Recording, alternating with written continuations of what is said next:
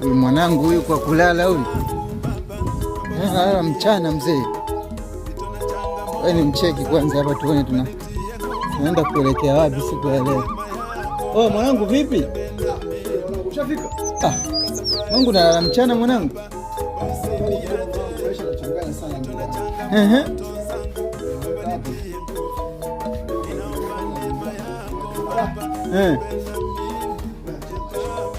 Acha basi.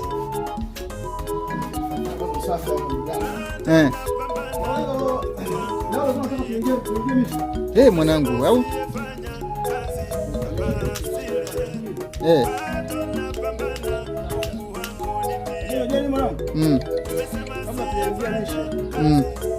Maisha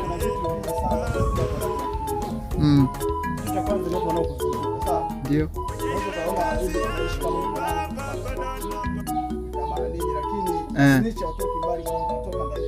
au vipi?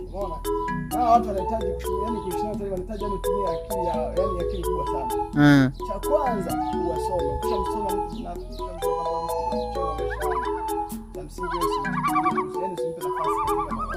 na piga chini afu songa mbele. Atakuwa anafanya kila anachokiweza kwako, lakini unasonga mbele. Hakika. Lakini kitu cha pili ni hao mabinti au vipi? Ndio mabinti ya mwanangu ni mkubwa. Kwa sababu sasa hivi ukija kuangalia dunia inatapakaa kila kona, mwanangu unapoenda mwanangu mitego ni mingi. Mingi sana.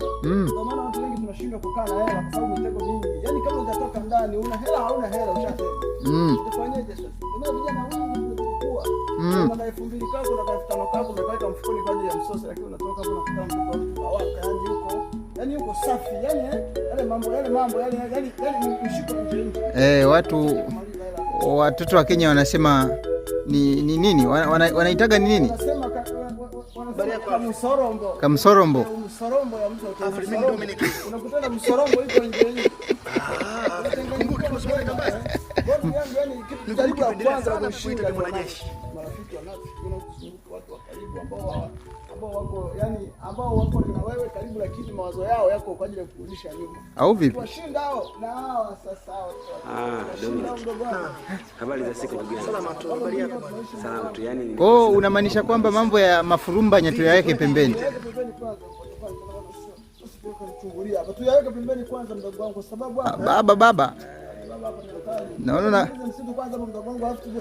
kule milima ikutana binadamu anakutana.